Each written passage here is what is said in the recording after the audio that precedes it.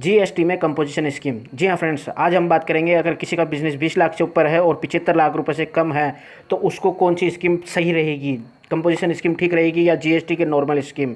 और वहीं पे नॉर्मल स्कीम के अंदर आप 37 रिटर्न भरते हैं, एक महीने की 3। तो फ्रेंड्स इस कंपोजिशन स्कीम में आपको सिर्फ 3 महीने में एक ही रिटर्न भरनी है। तो फ्रेंड्स मैं आपको इसकी पूरी डिटेल बताने वाला हूँ, आप ये देखते रहिए टेकेंसी यूट्यूब चैनल। फ्रेंड्स मैंने ये जीएसटी के बारे में कुछ वीडियोस बनाए हैं फ्रेंड्स, ये आप पिछले वीडियो में देख सकते हैं। और मैंने ये भी बताया है कि 20 लाख से कम का बिजनेस वाले को जीएसटी नहीं लेना और किन को नहीं लेना, ये पिछले वीडियो में आप देख सकते हैं। फ्रेंड्स अगर आपने सब्सक्राइब नहीं किया तो प्लीज़ यहाँ पे रेड बटन पर क्लिक करके सब्सक्राइब करें, वहीं पर एक बेल आइकन है, इस पर क्लिक करके आप लेटेस्ट नोटिफिकेशन की जानकारी ले सकते हैं। और फ्रेंड्स अगर आपको वीडियो अच्छा लगता है तो प्लीज़ फ्रेंड्स यहाँ पे लाइक के बटन पर क्लिक करके आप लाइक कर सकते हैं। वहीं पर आप सपोर्ट के लिए प्लीज़ कमेंट जरूर करें।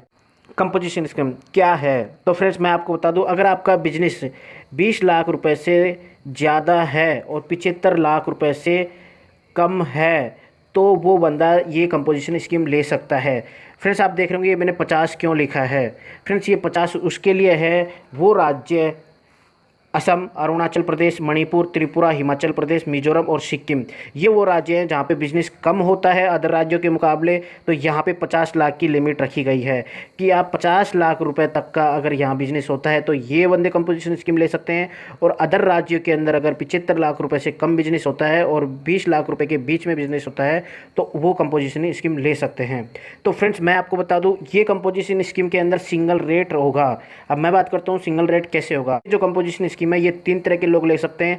पहले नंबर पे आता है ट्रेडर्स।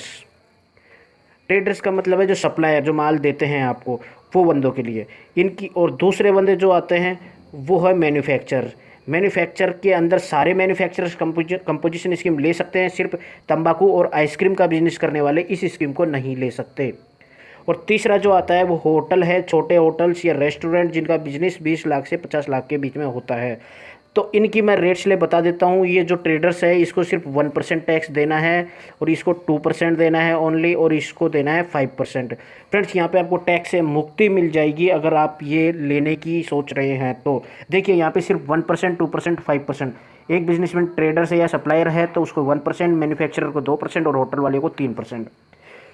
फ्रेंड्स ये ऐसे है कि मंथली कोई रिटर्न नहीं भरनी है, कोई इनवॉइस नहीं रखना, कोई बिल वाइज इनको सिस्टम नहीं रखना है, संभाल के नहीं रखना है। आप इनको क्या करना होगा कि इनका जो टर्नओवर है वो ईयरली टर्नओवर जो है 1 साल का, वो 1 साल का इनका 75 लाख रुपए से कम होना चाहिए और 20 लाख से ऊपर होना चाहिए।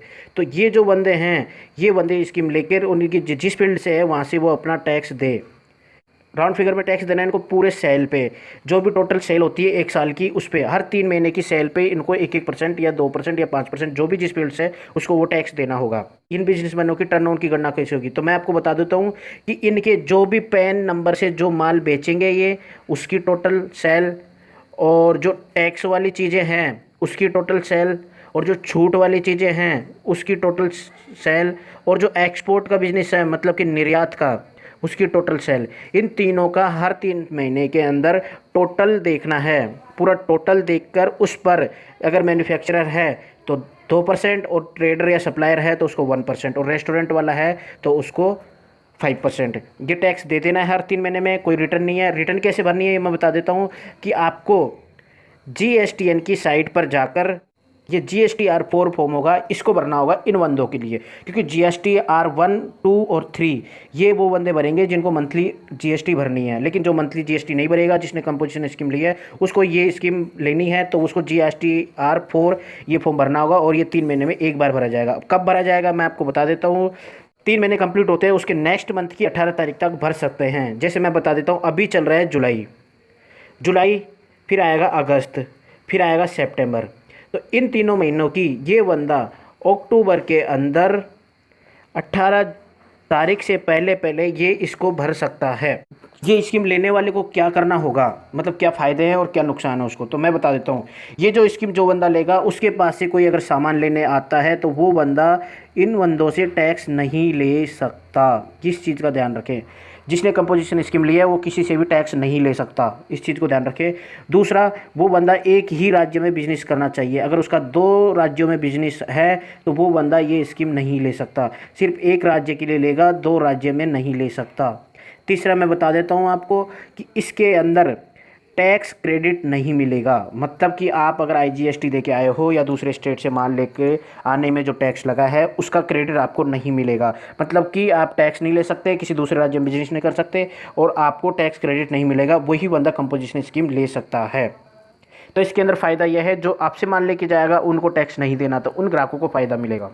अब अगर बात करेंगे आपकी, अगर कंपोजिशन स्कीम ले लेते हैं और आपका बिजनेस 75 लाख रुपए से ऊपर हो जाता है तो क्या होगा। जी हाँ फ्रेंड्स, मैं बता दूं, अगर आपका बिजनेस 75 लाख रुपए से हो जाता अधिक, और कुछ राज्यों में जो मैंने बताए थे उनमें 50 लाख से अधिक हो जाता है, तो आपको इसकी सूचना 7 दिन के अंदर अंदर देनी होगी। इस चीज़ का ध्यान रखें बिल्कुल, कि आपका बिजनेस अगर 75 लाख रुपये से हो जाता है तो आप कंपोजिशन स्कीम के काबिल नहीं है, तो आपको 7 दिन के अंदर अंदर ये बताना होगा। कहाँ बताना होगा ये मैं आपको बता देता हूँ, कि GST की साइट पर जाओगे आप तो CMP04 ये फॉर्म है, ये आपको भरकर सूचना देनी पड़ेगी जल्द से जल्द 7 दिन के अंदर, कि मेरा 75 लाख रुपए से बिजनेस ऊपर हो चुका है और मैं कंपोजिशन स्कीम ले रखा हूँ। वहीं मैं आपको बता दूं, अगर आप चाहते हैं कि कंपोजिशन स्कीम को मैं छोड़ना चाहता हूं, आपको लग रहा है कि मेरा नुकसान है इसके अंदर, तो आप इसको छोड़ सकते हैं। उसके लिए क्या करना है आपको, उसके लिए वही GST और CMP04 नाम का जो फॉर्म है ये भरना होगा आपको, और इसको सूचना देने के बाद में आपको 30 दिन के अंदर अंदर आपका जो सामान बचा हुआ है उसका आपको टैक्स स्लिप बनाना होगा। कितना % का कितना सामान बचा हुआ है, कितना निकल गया है, ये पूरी लिस्ट बनाकर आपको 30 दिन के अंदर वहाँ जमा करानी होगी, और आप ये कंपोजिशन स्कीम छोड़ सकते हैं। ये छोड़ने का प्रोसेस है।